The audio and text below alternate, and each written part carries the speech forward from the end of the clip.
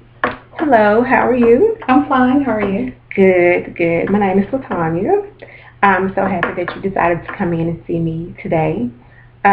Before we get started, I want to give you this informed consent and have you read over it. And if there's something that you do not understand, let me know. And once you've finished reading it, sign it for me. Okay. I pretty much understand. Okay. Thank All you. right. What's your name? My name is Tree. Trees. Okay. Well, what brings Yes. you in today? Well, I've been dealing with a sort of a depressive state lately, and I think I know where it's coming from, but I'm dealing with some issues that I haven't finalized in my life yet. And it was when I was about 14 actually. And this is hard for me to talk about because I I was in the church with my parents, and I was being not minding my parents because I was sneaking boys in my house and stuff, and so I was just being disobedient to my parents, and so I was started throwing up and stuff, and my mom, she took me to the doctor because she thought I had a virus or something. And so, I was 14, and the doctor, thought I had a virus too. She didn't think, of course, that there was anything more than a virus. Right. So, the doctor treated me for upset stomach and all, nausea and all this stuff. And so I went home and, took that medicine, and I started throwing up again. And so my mom took me back to the doctor again. And so I was still throwing up, and finally, I guess it clicked, it dawned on the doctor, and she gave me a pregnancy test. And then the test came back positive. So at 14, what do you do? You're young, and your parents, they're devastated because they had no clue. Me being sneaking boys in my window, and they caught a few of them in the house and made them, my dad caught about 4 or 5 of them in there, but they were visiting in my room, and all of them tried to hide in that one little bathroom closet. And so he made them leave. He really scared them, so I don't think they didn't come back. But it was this one little boy that I was caught, and I was just really being disobedient. Why, I don't know, but I ended up pregnant. And so I had to make a decision. Okay, so let's stop right there for a moment. Do you remember, how old are you now? I'm 35. Okay. Do you remember what you felt like at 14, being told that you were pregnant? It was hurtful. I was very hurt. I was devastated. Actually, I don't know what I was thinking about, just out there doing stuff. And then, and my mom, she had taken me to all these places to tell you about, sexually transmitted diseases, how you could get pregnant. I mean, she took us to all that stuff, and because she wanted us to be well informed. And here I go, just, I guess, going against everything that I knew. And so I don't know what I was thinking. I was just hurt, devastated. What I'm going to do at 14, life hadn't even just begun yet. So what happened? So, after my parents got over the shock of hearing that news, the doctor said, my mom and dad, they talked, and I didn't want to be a parent at that time. At 14, I didn't know how to raise a child, and I'm sure my parents would have helped me, but I wasn't ready to be a mother. I can imagine. At 14. So I made a decision. They took me to a clinic, and I had an abortion. That must have been devastating for you at that age. That, because the people there, they was like, you're going to be okay. Matter of fact, some woman there was like, oh, honey, it's nothing to it. You're going to be all right. you'll recover from it. I had one, so she was like, they tell you all this stuff that things gonna happen to you, your body and stuff. But um, she said it's okay, you'll be all right. Did they give you some source of comfort to hear her say those things to you? At that time, yes. But see, what they didn't tell you was that the devastation afterwards, the guilt, the shame that you feel after that happened. Okay, let's talk about those feelings of guilt and shame. What happened when you left the clinic? I left to try to go on with my life at 14, trying to make it through school, trying to function as normal as I could. But now that I'm 35, I'm feeling some feelings that I know probably is coming from that because I'm married now and I haven't told my husband.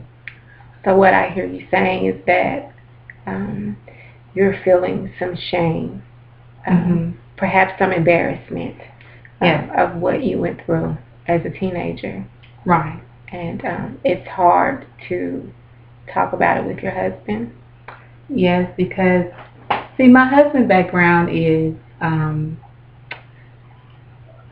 he was in foster care himself. Mm-hmm. His mom was diagnosed with bipolar at an early age. Well, his mom was diagnosed as bipolar in his teen years. He ended up in foster care. He was homeless himself.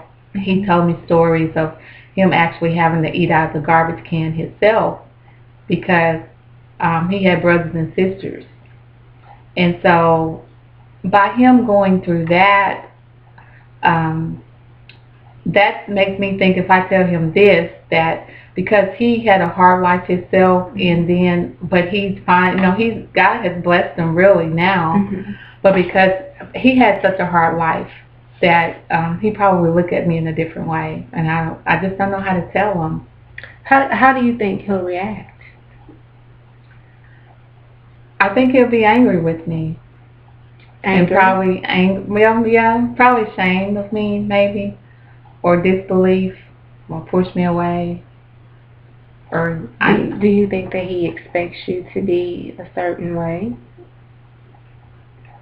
Yes, I think so, because when I met him, I was in the church. I'm going back to my faith, and you know how people expect for you to be a certain way because you go to church, and you ain't supposed to have no faults, quote unquote faults, but I have some.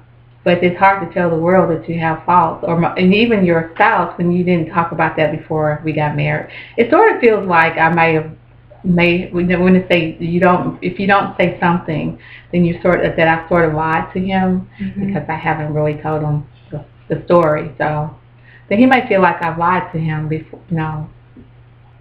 So are you saying that in your husband's eyes you have to be perfect?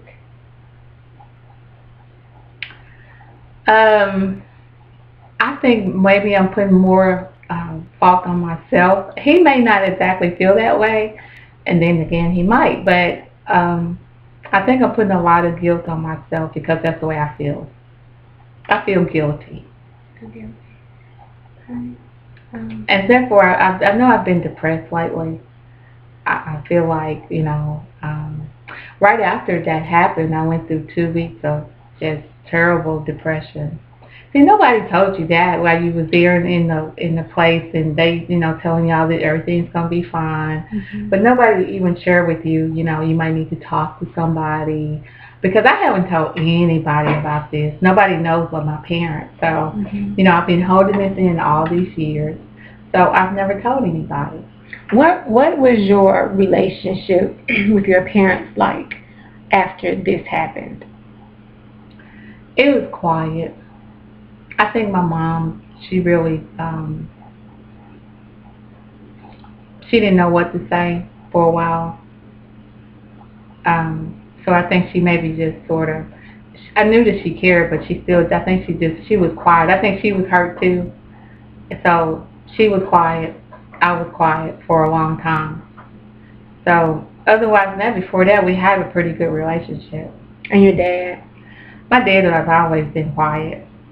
He's not a talker, but he's a hardworking man, and he was a deacon in the church. They say them deacon children, always acting up in church. So it makes you wonder, So what I hear you saying is that you come from a family of people who don't express themselves a lot.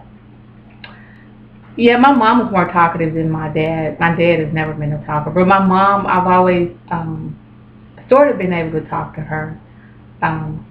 She's the talkative one, and he's the quiet one. So when we need to talk, she'll listen. But it was just a quiet time for a while in the whole family. Did you have anybody that you could talk to after you had the abortion? No. So I didn't trust nobody. You kept all of your feelings inside? Inside. And this is the first time? First time ever. I think that's why I'm feeling the way I'm feeling now, because of all those feelings are coming back up. Mm-hmm. And when it's just some depression. I know that all that guilt and shame that I know, and I know I may not. I don't know how to release it. What happened that got you to this point of wanting to share this with your husband? Well, I'm still in church, and I don't know. Somebody said something about a half truth is not the truth, and it got me to thinking, like, a half truth is not the truth, meaning that if you haven't told the whole story, that you haven't told the story. Mm-hmm. So that got me to thinking that I just think it was a sign from God that I need to just let it all go and just tell him so that I can go ahead, so we can be right with each other totally, so that we can come together totally as one, so that we can go forward. What kind of relationship do you and your husband have now? We're good. We have a good relationship. He's a really hard worker, and we can talk. Finances, we're not. He makes good money, but that's an issue that we got to talk about more. Him working, he makes good money, but I know I made some bills of my own, and we talk. But and we got a good relationship, but it's just that we don't see eye to eye on our finances right now. But otherwise than that, we're both we go to church together as a family, and everything is well. It's just, and he supports me. I'm trying to go to school right now, so he supports me. So you feel that by telling him what happened to you when you were 14 will make your relationship better? I would feel better. I would feel better from the inside out, because the truth is the truth, and I feel like I'm holding something back from him, and I just want to be honest at this point, so that we can both, continue to grow in our marriage, because I think honesty is the best policy. Do you all have children? We have one. We have one son, and that's the other thing. I've been wanting another baby, mm-hmm. And I sort of believe, I don't know, I know God don't punish you. I know we all suffer consequences of our actions, mm-hmm. And I wonder sometimes if God punishing me, because I hadn't been able to. I got pregnant once, and I had a miscarriage, and I was wondering if God was punishing me. But you have a child. I have one, but I want another one, really bad, because I just have one child and I want another one. And when I had that, I was pregnant, and then when I had that miscarriage, I was like, is this a sign or punishment for, that guilt coming up again? Okay. So that brought that on. And see, that just happened recently, and I think that maybe brought some of what I'm feeling right now too. Okay. Let's go back. What did you feel when you got pregnant the first time with your husband? Was this the first time you got pregnant after your abortion? Yes. Okay. How did you feel? I was happy. I asked God to let me have a son, and I was really happy. I felt good. You know, God gave me life. Actually, you know what? I had a miscarriage before my son. I was in college, and I had a miscarriage, and so then God allowed me to have my son, and so I felt really good at that time. My husband wasn't even the man that he is now. Actually, we weren't married then, but he became my husband. But he wasn't as supportive or whatever as he is now. He wasn't actually saved, but he's saved now. So I felt really good that God blessed me with a son. I would like for him to bless me with another child, but I don't know.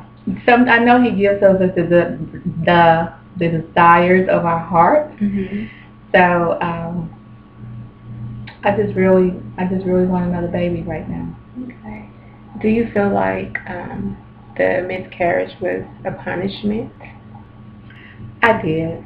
Really, actually, I think because this just happened, not to, the feelings that I'm feeling now, and from the miscarriage, and then sort of brought on all these feelings that I'm feeling right now. So, yeah, I did. I know God loves me, but I know we suffer consequences of our actions. But um, yeah, I do feel like it's a form of punishment. Um, did you and your husband ever talk about the miscarriage? He was hurt. He was really hurt too. We were both hurt about the miscarriage. What happened was I had went for a doctor visit. I found out I was pregnant, and I went back for another visit for the first time, and then they couldn't find the heartbeat. So what they did, they had to schedule the DMC or whatever they do when they can't find the heartbeat. It was very early in the pregnancy, but he was really hurt too that the miscarriage happened, because we were both really excited about having another child at that time. Did you all talk about it afterwards? We both came to the conclusion that it just wasn't our season right now. Mm-hmm. That it just wasn't our season. It wasn't time for us to have that child right now. And so my son has a stepsister in Memphis.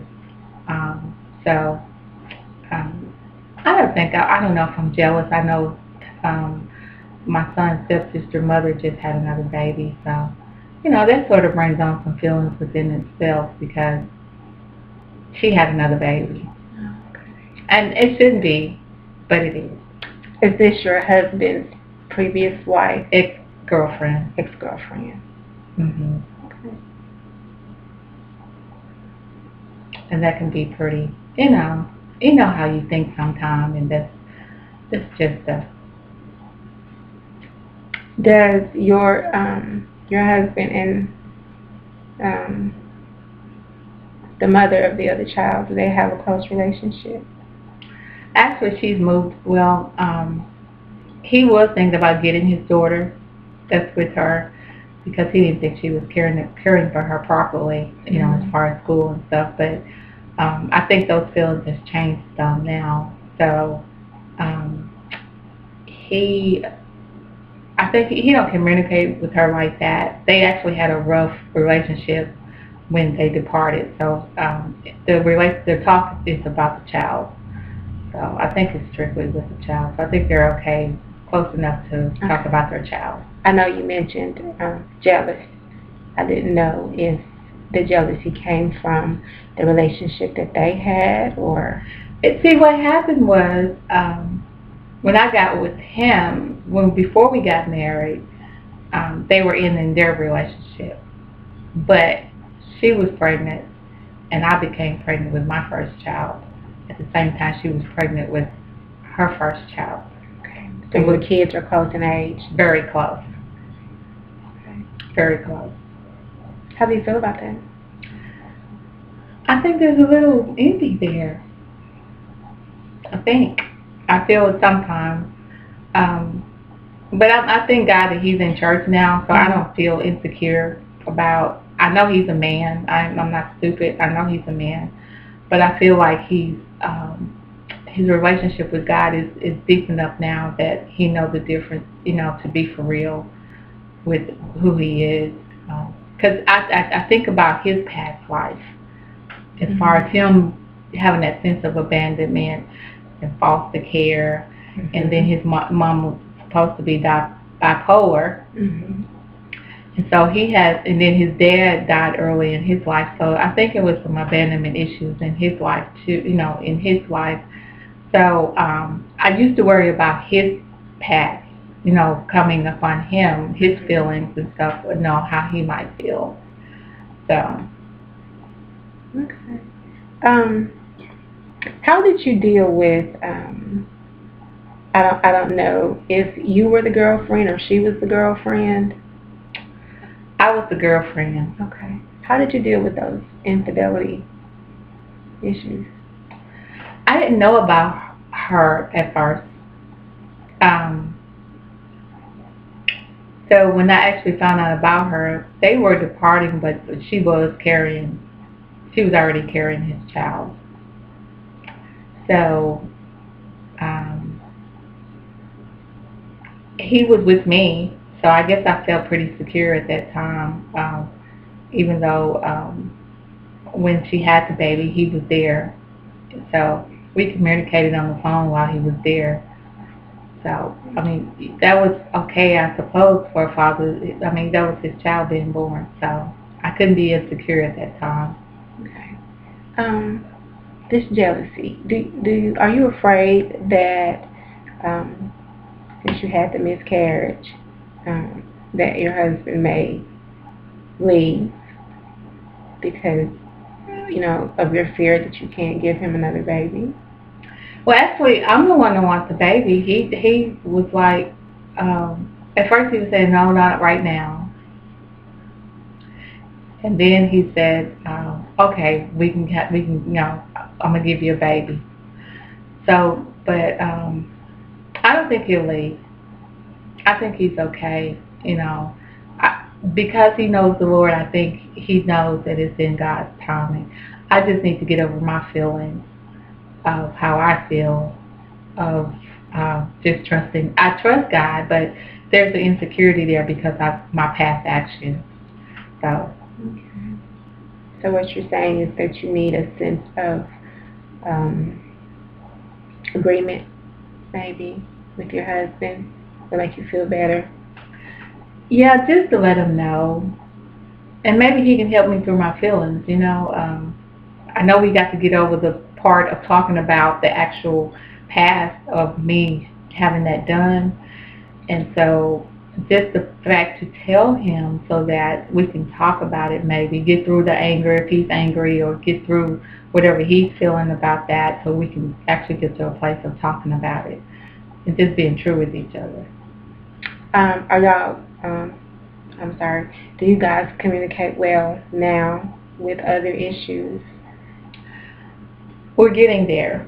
We're nearing the marriage. We've only been married 2 years. So. How many? 2. 2. Okay. We've only been married 2 years. So we're learning each other. In a marriage, just starting, you're learning about each other's personalities, and how that person how that person think and how you think, and coming together as one. So it's trial and error. We get along pretty good though. So. Okay. Do you still have a good relationship with your parents? I do. I love my parents to death. I do. Talk to them all the time, call them when I want to. The relationship wasn't tarnished. But, what my mom did? My mom came to me probably about a month ago, and she apologized to me because she said it was bothering her. She felt like she owed me an apology because she said she was trying to protect me, and that wasn't the way to protect me as far as allowing me to have that done. So that helped me a lot. Did you feel some type of resentment towards your mom for making you have the abortion? Actually, she didn't make me.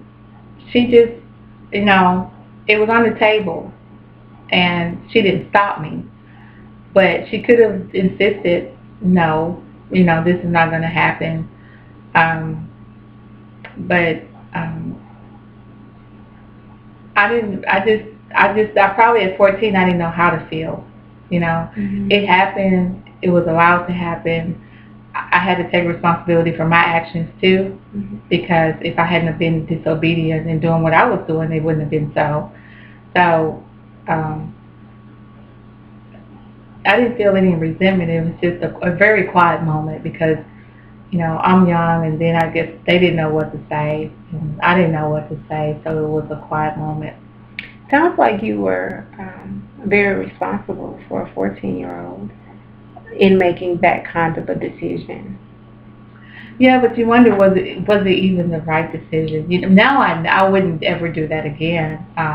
Even if you hear those stories about, well, if a young lady was raped, do you get an abortion and all that? I know now that my body don't belong to me, and that I would just have to trust God through a whole lot of things now. If something like that ever happened again, where that the rape situation, because I'm married now, but I would just have to really pray about it. Okay. I hear you speak a lot about God and religion. Has that helped you? That has been the foundation, because during that depressive state, when after the abortion and I was really depressed, if I didn't have my faith and to call on Him and to trust Him, I wouldn't have made it through. You know how some people say they feel like they're gonna crack up. I just really felt like that. If that would have I just didn't know I wouldn't have known where to turn if I didn't have my faith to fall back on. Okay. Were your parents really big on church? Very big from day one. Yeah, as I say, they drug us to church. We were there a whole lot. So I think that's what helped them too. So even while they were quiet and I was quiet, I think we were both concentrating on the same thing, our faith, to help us through. Okay. Do you and your husband go to church?